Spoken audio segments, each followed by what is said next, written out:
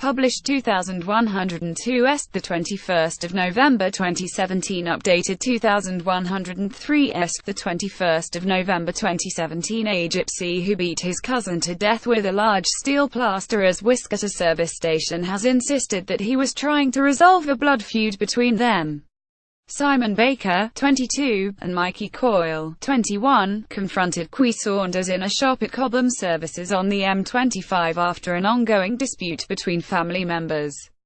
Mr. Saunders, 20, had been to a weekend-long wedding party and he and his friends had stopped off to buy more alcohol from the shop. After a scuffle outside, the court heard that Coyle grabbed a shovel and Baker picked up the steel whisk from their van, which was parked outside. Traveller Qui Saunders pictured was battered to death with a plasterer's whisk and a shovel during a brawl with two other travellers at an M25 service station. A court heard today police and a member of the public battled to save him, but sadly they followed Saunders back into the shop and Baker is accused of smashing him over the head with the whisk. He was airlifted to hospital, but the edge of the whisk had penetrated his brain and caused a 3-inch gash, and he died 3 days later. Rufus Baker, who is one of 6 children, told the court he had stopped off at the services with his first cousin Coyle, who he was helping with a job in Epsom.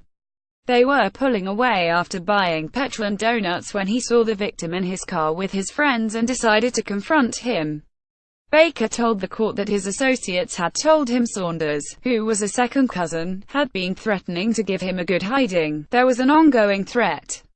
I had been barred from Traveller events, Baker told the jury. Ms. Smith posted a heartbreaking tribute to him on Facebook after he was pronounced dead. "I don't want anything like that.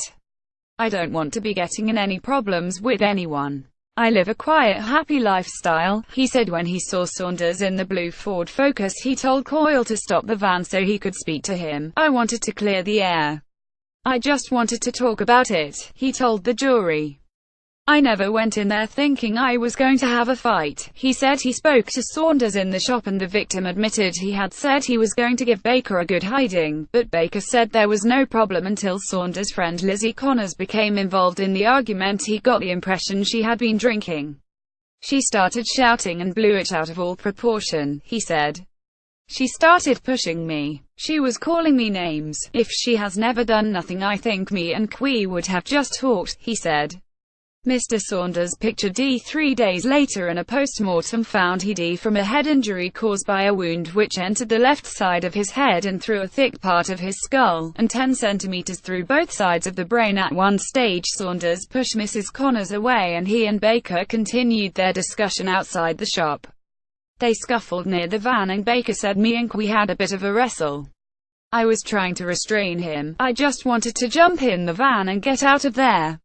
It had all gone too far. I didn't want to engage with Qui at all," he said. Saunders repeatedly threatened to kill him, taunting, "You won't be sleeping tonight."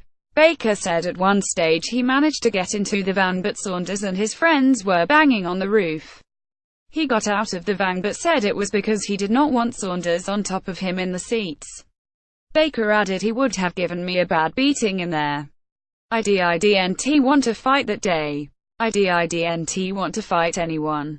My intention was to jump in the van and go home." Mr. Saunders' left and right was travelling home with his friend Marion Barbu and his uncle and aunt Patrick and Lizzie Connor a day after a family wedding in Wales when they made the fateful and tragic decision to pull over. Jurors heard Hayes said he then saw Coyle get the shovel from the van and he decided to try and use the whisk so he could leave. "I wanted them to keep their distance. I thought, they are not stopping. They are not scared of us or anything. They want to beat us up. I grabbed the whisk in the hope that it would have scared them and warded them off. I think it just wound Qui up.